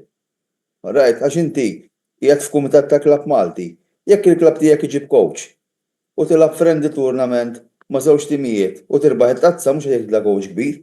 Coach kbir tittaraħ fl-aħħar tal-istaġun, mhux wara żewġ logħbiet. Iva, ma minuta waħda Roberto ma tixtejt ma min lab iż-żewġ logħbiet. Ħadd ma jista' jgħid li l-Juventus u l-Inter ma rridux it-tazza bir-rispett kollu, ma? Imma ismani. Rajt, jien taf kif nitkellem, jien jekk huwa beta bidek u iswed iswed. Rajt, kieku ma għamilx dak il-penalti Locatelli, kieku llum inti qed tgħid kont se jsaw kemm hu coach ħażin. Għax kieku lajtu fis-semifinal tas-Super Cup u għarġejtu lajtu damdijim oħra nhar is-Sibt. Rajt, il-futbol huwa kollu fuq episodji, kien hemm dak l-episodju li dawwar kollox ma' fuq il-Milan. Palma, ħanaj, issa kun onest. Għalba l-bira fil-fema tiegħi nħamlu nħabbu żewġ episodi. Le, issa, kun onest. Kif kontu tnejb xejn mal-Inter ma nafx bdejt kemm kont se jsaw kemm hu coach kbir? Kellu Jiena xi konna tnejb xejn mal-Inter. Le għax konna tnejb xejn mal-Inter il-verità bdejt ngħid illi ġew ġiex gows fl-ewwel gol tal-Inter ġi minn Trowen Maġġel u t-tieni gowl l-istess bal fid-difiża. U l-lob hemm kien ġifieri ma l-qatt sissa fil-lobit ta' kont se jsaw sissa ma naħsibx li qatt fajt it-tor fuqu. Għax ġejna imma għax ġejna droma l-Kalja ma naħsibx li huwa t-tor ta' kont se jsaw. ħanajdlek ħaġa oħra issa, ħanajdlek ħaġa oħra. Problema tal-Milan mhuwiex Konsejsaw u laqqas kien Fonseca. Il-problema tal-Milan hija l-amministrazzjoni. Ibrahimovic. Jiena b'kull rispett kieku jiena nżomm mal-Milan u jiġi u jgħid ħanġiblek il-Walker li għandu 34 sena u da ġej l-Italja għax għandu problemi matrimonjali biex jaħrab il-ħabiba, ngħidlu inti taf x'in tagħmel ħabib. Rajt, mela flok tinvesti f'żagħżugħ u trawmu biex ikollok difensur fil-futur ħaġġib wieħed li għandu taħwit fil-ħajja personali tiegħu galwar. Rajt, ħajaħrab mir-realtà u jiġi l-Italja u b'kull rispett Milan hemm taħwit kemm trid. Rajt, hemm taħwit kemm trid. Dak ikun irid imur x'imkien għall-kwiet, kien imur jew ma' xi Monza, jew ma' xi Sassuolo, jew mal-Lourdes FC. Rajt, mhux imur fejn għandek it-taħwit kollu tal-Italja u wis aktar il-klabb. X'jiġifieri inti iġġib plejer 34 sena. Ġih il-bambin dak juri nuqqas ta' serjetà u viżjoni fit-tul. Ismani, Roberto, però forsi mhux qed ngħidlek li m'għandek raġun, però rridu ninsemmu x'oħra meta ġimgħa l-Milan kafuk li taw 30 kellu ta'. Jiġifieri kapaċi mill-esperjenza ismani Walker jiena lija naqbel miegħek illi orrajt huwa ta' żmien u jiena ma kontx inġibu, però fil-verità bl-esperjenza li għandu nemmen illi b'xi mod pożittiv ħajjejn lit-tim. Iwa rajt, mhux ngħidlek li ma jgħinx. Imma inti semmejt lil Cafu. Mela, Cafu kien diġà jilgħab fl-Italja. Mela jaf fil-futbol Taljan u jaf fil-kultura Taljana. Sa fejn naf jien Cafu ma kellux it-taħwit li għandu Walker fil-ħajja personali tiegħu. Rajt, inti jiena kont coach. Jien l-ewwel ma kont nara biex inġi plejer, mhux kemm hu tajjeb, il-karattru, il-personalità tiegħu. X'jiswa meta jinġi plejer tajjeb li kien jilgħab Premier, rajt, u fottini kull logħba lili ħalli ma nużax kelma oħra. X'jiswa? L-ewwel ma nara l-irġulija, l-ewwel ma nara l-karattru, l-ewwel ma nara kemm kapaċi jidħol fil-grupp u mhux igissi dressing room u inti ħaġġi plejer li da bil-Malti skont xejdu il-ġurnali sewwa ma jistax jara mara. U ħaġġi plejer dak fid-dressing room taħseb li Guardiola daqshekk baħnan kieku Walker għadu plejer daqshekk tajjeb li ħajt il-fuq b'xejn. Tikturi jinaħtu xarija sakemm idum hemm Ibrahimovic mhux billi mar jitbassas u jagħmel dik l-speech għax irbaħtu s-Super Cup għax jien xirrajtu ħallejt kumment fuq il-page tal-Milan edda r-raġel show off. Rajt, kull rispett jien anke dil-ħaġa turi nuqqas ta' serjetà, kont se jsaw fid-dressing room bis-sigarru jisfen u jkanta dik għalija jien nuqqas ta' professjonalità ġieħ il-bambin. Rajt. Kieku jien nara l-coach tal-Juventus jimmu ta' dak il-mod, ngħid da miskin. Nista' nżid kumment Roberto, jekk jogħġbok skużani dak jessem. Iva, kajt, tista' tkomplu ma tikonna niċċal wara tat-topic li Le, u trid tqis li daw id-diriġenza tal-Milan għamlu froġ enormi Għaliex dan Ibrahimovic irreplacja ikona mill-Alista. Bħal mu Maldini. Jiġifieri biex da id-dawru fuq bniedem hekk u eliminaw il-Maldini, jiddispjaċini, għandkom illużjoni li ħadd iswikom ħafna kera. Għax issa ħiġrilkom kif ġeralhom dak il-coach tal-United jgħidulek sorry, għax rebaħ it-tazza, id-dum tista' portek sena sentejn ħabba li dik it-tazza u ħajkunu iktar detriment. U naħseb Roberto dak l-istess messaġġ li qed naħseb inwassal lek jiena qed iwassal. Ħanajdlek żewġ affarijiet, Karl. Biex tara kemm m'hemmx kompetenza fid-diriġenza tal-Milan, neħħew il-Kalulu li fl-opinjoni tiegħi huwa l-aqwa acquist li għamlu l-Juventus dal-istaġun. Biex iġibu l-Walker. Ġieħ il-Bambin. Ma le, ma menu ta' Walker ma kienx fil-pjanijiet tal-Milan fis-sajf, Walker issa ġie. Imma laħad ġib il-Walker wis aktar kemm kien jiswa Kalulu kieku żammejtuh. Naqbel, jena asmani fejn hu Kalulu għalija kien l-ikbar żball li ġara ġifieri bil-Bridġi u mbagħad Emerson Royal. Thank you għax paxxejtuna ġifieri. Right. Però anke di ta' Emerson Royal l-ewwel Calabria kien il-ħaruf tas-sagrifiċċju. Mbagħad ġibtu l-Emerson Royal biex tirreplacjaw, issa spiċċaw il-ħaruf tas-sagrifiċċju. Fl-opinjoni tiegħi Emerson Royal mhux daqshekk skars bħala plejer, da ma ninsewx kien jilgħab ma' Tottenham ta'. Right. Aktar ngħid, jiena ħanejdlek, issa b'kull rispett ġifieri, però nhar is-Sibt. X'wieħed mill-iżbalji li jagħmel Konsejsaw? Tilab il-Musa winger? Musa mhuwiex winger. Mhuwiex winger imma ma kellux għażl oħra għax kellu ġib Pulisic u Chukwueze mweġġejn. Ma kellux il-Jimenez bil-qiegħda u daħlu fit-tinħaf. Right. Musa mhuwiex winger, kull rispett. Right. U coach tajjeb hemmhekk juri kemm hu coach tajjeb meta jkollu l-plejers naqsin u jkun kapaċi. Right, isib soluzzjonijiet għal dawk il-problemi. Coach tajjeb Ranieri imma minn dak il-diżastru kollu qed jirnexxielu anke jdawwar il-lob. X'taħseb Roberto fuq Ranieri? Ranieri ħanejdlek jiena għandi rispett kbir kont fortunat li meta ġew Juventus Malta rajtu u kont viċin tiegħu jiġifieri close ħafna, raġel umli ħafna. Naħseb li l-karriera tiegħu sedet kienet aħjar, però huwa coach li għandu l-ewwel ħaġa għandu personalità. U kapaċi. Nismani, s'issa ma timijiet żgħar talab s'issa ġifieri ma nafx ma xi Inti qed li bir-rispett kollu lejk, ma nafx kif tikkummenta, ta' skużani ma rridx inkun antipatiku. U hija Karl s'issa ma nafx ma timijiet kbar imma da. Wait, tieni ċans, x'għamel inti qed li Konsejsaw coach kbir, għax rebaħ tazza tat-titotla. Bġiex okkażjonijiet hekk. Imma mhux coach kbir. Bil-Leicester rebaħ li ġol Ingilterra. Dik jgħid li dak coach kbir mela bir-rispett kollu Konsejsaw. Mhux qed ngħidlek li mhux coach kbir, però s'issa mar-Roma qorret qed iġib il-riżultati però li qed ngħid jien huwa laqgħa ma' timijiet żgħar. Ma nafx ma timijiet bħalhom Atalanta Inter Napoli u hekk. Hemmhekk tittara kemm kapaċi jżomm. Lab kontrikom Joseph.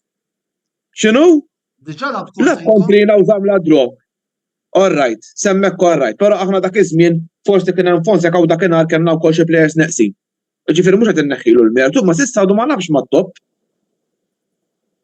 Bħalissa jien mhux qed ngħid li huwa coach ħażin għax għandi rispett li kif qal Roberto għax l-istess bil-Leicester kif talaqgħu ma rebaħx talaqgħu l-fatt li salva l-Cagliari, però jien naħseb għadu kmieni biex tiġġudikah bħalissa vera forsi r-Roma għamlu dak il-pass, imma ma tistax tgħid li huwa kif ħataqbad tgħid li huwa xi lippi. Dak li qed ngħid jien, mela mhux tajjeb, mela mhux coach tajjeb. Il-metru li mxejt inti fuq Konsejsaw ta'. X'inhu? Inti ġejt hawnhekk.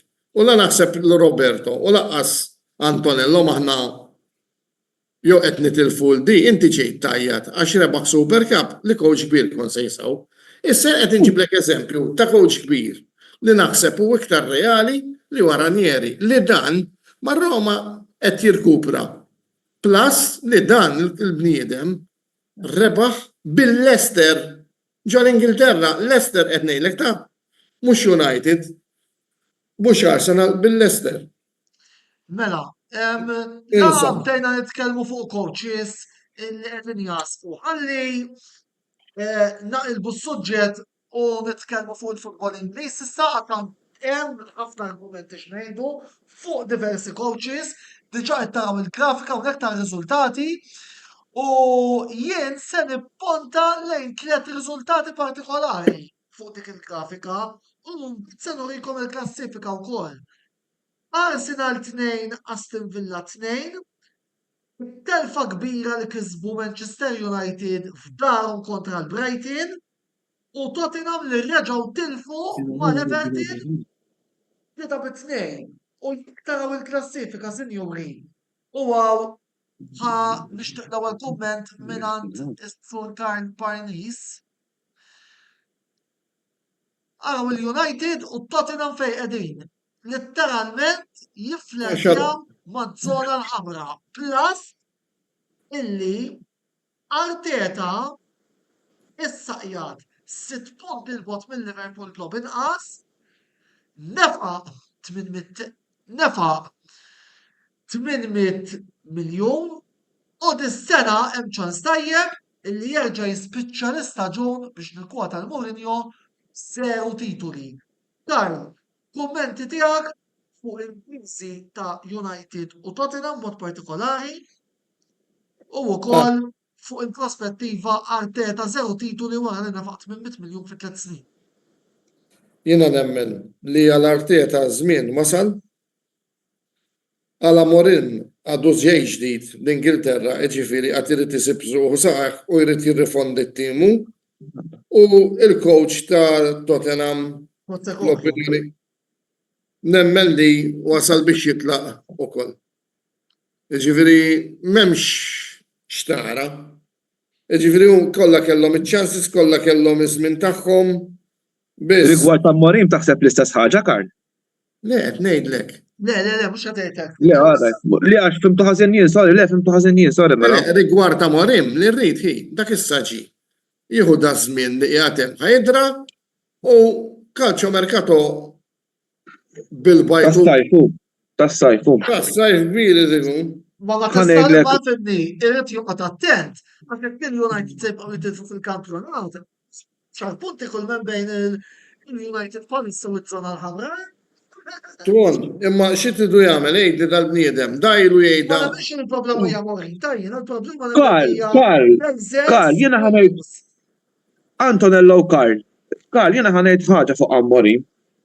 L-ewwel net jiena naqbel l-istess ħaġa kif qed jgħid Karl li għalissa li qed tiġi fil-United mhux tort tiegħu, però jiena lija Amorim naħseb illi żbalja li daħal issa meta mal-Sporting kien sejjer naħseb fit-triq it-tajba. Jiena lija żbalja li daħal issa. Dawn huma okkażjonijiet tal-ħajja jew toħodhom jew le. Eżatt. Jiena l-opinjoni hija li żbalja. Imma kif qal Karl dan l-istess ħaġa fl-istess selma ta' Konsejsa u sa mhux qed nerġa' ġifieri naqbadha. Ma tistax coach tgħid kux tajjeb jew ħażin meta jiġi issa. Issa jiena orrajt Konsejsa u forsi rajni ħaxxa baħtazza, nemmen li ċertu players li forsi issa bħal Teo Hernandez ma' Fonseca u Leja ma kunux qed jilagħbu taħtu ġew jilagħbu aħjar, però baqalu x'jaqdef u mhux ovvja li baqalu. Però nerġa' ngħid jiena lija fil-każ ta' Ruben Amorim Konsejsa u jinbidel min jinbidel coach. L-istaġun tagħhom jibda minn Awwissu li ġej meta jerġa' jibda l-kampjonat. Għax it-transfer market uħollu jorbot. Eżatt. Diki? Antonello. Iva, mela, le. Mela, fuq Amorim. Hawnhekk naqbel ma' Joseph li ma missux ġie f'nofs staġun. Jien hemmhekk diġà juri nuqqas ta' maturità għalkemm Karl semma li dawn huma once in a lifetime. Però naħseb bil-profile li beda jibni mal-Sporting Lisbon naħseb li kieku ma ċettax l-offerta tal-United jew kieku l-ħaq ftehim magħhom jidhom isma' għamlu caretaker manager sal-aħħar tal-istaġun. U mbagħad jien niġi f'Lulju u nibda staġun ġdid. Ma naħsibx li United kienu ħajrrifjutaw biex ngħidu kollox. Però l-iżbal li qed jagħmel Amorim x'inhu huwa? Li qabad is-sistema li kiseb suċċess biha mal-Sporting Lisbon. Alright? U mexxija qed jipprova jmexxiha Old Trafford. Meta huwa evidenti li l-plejers li għandu għad-dispożizzjoni tiegħu mhumiex tajbin għal dik is-sistema. Min ra l-logħba l-bieraħ tal-United, fl-ewwel kwarta il-Brighton kellhom ikunu miżerjament titla' b'xejn minn fuq. Difiża tal-United miftuħa beraħ. Right? Miftuħa beraħ. Jiena b'kull rispett, coach tajjeb ma jkollu sistema waħda. Coach tajjeb jadatta skont il-plejers li għandu fl-iskwadra tiegħu. U Amorim mhux qed jagħmel hekk, Amorim qed jipprova jirreplika dak li jagħmel mal-Sporting Lisbon. Meta il-kampjonat huwa totalment differenti l-livell. Il-plejers li għandu dispożizzjoni tiegħu mhumiex l-istess plejers li kellu mal-Sporting Lisbon. Daħal f'nofs staġun fejn kien hemm barra problemi. U jiena hemmhekk daw it-tliet affarijiet kollha ġiegħu naħseb li jisma' dal-coach mhux daqshekk tajjeb daqskemm jidher li kien. Alright? Għax li kieku verament coach tajjeb kien jadatta skont il-plejers li għandu ma ninsewx. Meta coach jidħol f'nofs staġun, alright, wis probabbli ħajkun jiffaċċja problemi. Ħajret problemi li ħalla ta' qablu. Meta inti tmur hemmhekk f'sitwazzjoni mimlija problemi u tipprova tbiddel kollox skont il-filosofija tiegħek, il-problemi iċ-ċans huwa l ħadd kabbarhom mhux jitnaqqashom. Għax il-plejers sakemm jidraw sistema ġdida, positional play, u kollox ħajjuħu żmien. Right? U forsi hawnhekk biex immur lura għal dak li ddiskutejna l-ewwel, hawnhekk pereżempju turi l-kapaċità ta' Ranieri li daħal ma' klabb l-istess mimli problemi, forsi ma kellhomx il-pressure li kien hemm mal-United, x'ovvjament isem il-United huwa aktar ta' prestiġu, u però kien kapaċi jaddatta skont il-plejers li għandu fl-iskwadra tiegħu u jibda bil-mod idawwer ir-rotta. Xi ħaġa li m'għamilx Amorim. Jien hemmhekk ovvjament għandi dubji kbar kemm dal-coach huwa tassew dak il-ġenju kalċistiku li ħafna penġewh għax bir-raġun kienet jikseb riżultati tajbin ħafna ma' Sporting Lisbon. Il-United għandhom problemi kbar bħala soċjetà. Antonella għandhom problemi kbar huma evidenti, però huma ġabu l-Amorim biex isolvi parti mill-problema. U ma solva assolutament, anzi, mhux tal-li ma solva xejn, tal-li iktar ħoloq problemi. Right, iktar ħoloq problemi. Meta mhux jirrealizza li 3-4-2 li qed jipprova jilgħab mhux trendi, mhux jirrealizza li d-difiża tiegħu miftuħa beraħ. Kulħadd jgħaddi kif irid, da mhux qed insemmu, daw kull meta kelmilu fil-kariga l-unika logħba sura li għamlu mal-Liverpool. Il-bqija hopeless case, u ma timijiet żgħar. Fost il-ġimgħa għax Alla ħabbu bil-Malti dak iż-żagħżugħa li kien mal-Atalanta Diallo. Amad. U dak kelmu ma' Southampton talabu mat-tim fil-qiegħ tal-klassifika sa 80 minuta kienu web xejn minn dak. Mela fl-aħħar naqas kurqaw u Roberto ħansemmilek fuq dil-logħba jekk tara sew il-goals ġew kif ġew għax kien hemm żbalju wkoll fid-divisa tas-Southampton, ġifieri ma tgħidx għamlu xi goals li tgħid. Imma ħanejdilkom di, issa nitkellem mill-knowledge tiegħi ta' coach. Coach tajjeb għandu janalizza u jevalwa it-tim tiegħu kif qed jipperformja. Coach li jkollu rasu fir-ramel u jibqa' jinsisti b'sistema li mhix trendi mhuwiex coach tajjeb u rispett. U xjott tal-post ma joċċa ieħor, xjott tal-tim ma joċċa ieħor, daw huma kollha konnotazzjonijiet. Li da Amorim isu qabad manwal. U l-futbol mhux manwal, il-futbol adaptation. Imma Mela, għaliex mela, Roberto Finali, kemm ngħid l-aħħar Joseph fuq l-aħħar suġġetti. Jiena ħaġa ħanejt u ħanerġa' ngħid jiena nemmen ħaġa li biex Ruben Amorim li duh il-Liverpool ftit ta' snilu flok Klopp ma nemminx illi huwa coach ħażin u nemmen li huwa coach tajb għall-Premier. Però kif qal Roberto, il-United l-istess l-ewwel net sistema ta' Amorim mhux tirnexxi. U plassek il-United x'inhu ma jagħmlu? meta jixtru plejer, mhux jixtru plejer eżempju li ilu klesnin forma tajba, eżempju meta xtraw il-Hojlund u l-Zirkzir. Jixtru plejer 7 miljun li kien one season player. Mentri da mill-Italja fl-Italja Hojlund u Zirkzir kienu stilel, mal-United x'jagħmlu? Xejn, jixtru players li huma one season player. Naħseb jien dik problema oħra. Opinjoni tiegħi dejjem. Possibbli wkoll. Mela, il-ħin wasal biex verament jiskadi u tajb konna tuna ħarsa lejn il-lobit fid-diviżjonijiet minuri li kellna Malta.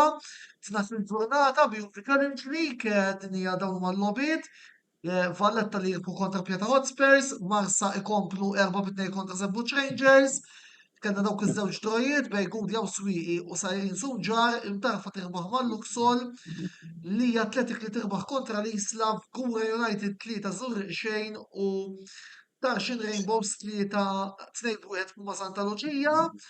Dinja klassifika, Valletta 29, Marsa 24, Swieqi u Tarshin 22, Imġar 20, Santa Lucia u Pjata 19, Gudja 18, Sajrin Sunġar 17, Zebbuċ 13, Fgura 12 li 11, St. Andrews 9, Imtarfa 7, Sengla Athletic 6, Roberto Tarshin Rainbows illi tikomplu tilajn ukoll wara dan is-suċċess ġabu kontra l-ġirien ta' Santa Lucia. Naħseb huwa xi ħaġa li ovvjament kull min hu involut fil-kamp tar-Rainbows kienet jistenna xejn naħseb li Tarshin. Ovvjament kellhom l-aspettattiva li jkunu ma ta' quddiem fil-kampjonat. Jien ovvjament insegwi ċertu nostalġija li tim ta' Swieqi. Peress li ovvjament huma ex-team tiegħi, però naħseb li ovvjament Marsa għamlu ħafna kwisti matul dan ix-xahar u naħseb li l-intenzjoni tagħhom hija ċara. Il-belt ovvjament huma l-belt, jiġifieri naħseb jiena m'hemm l-ebda dubju li il-belt ħajkunu wieħed mit-timijiet li jikseb il-promozzjoni għall-Premier l-istaġun li jmiss. Ullu bħabbru l-akwist Andrea Zammit minn għand Bil-Kara. Eżatt, ġifieri komplew aktar iżaħħu l-iskwadra tagħhom. Ovvjament huwa kampjon interessanti, il-kampjonat jiena dejjem seħħu tal-ewwel diviżjoni kif kien magħruf qabel.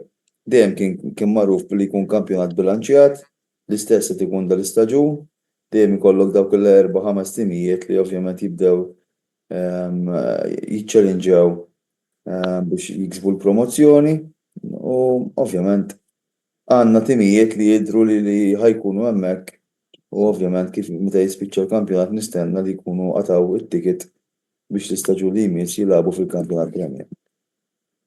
Mela, għandna wkoll aġġornament ieħor li se ntellaw issa mill-Ingilterra li huwa wkoll jirrigwarda l-logħba bejn Chelsea u Wolves.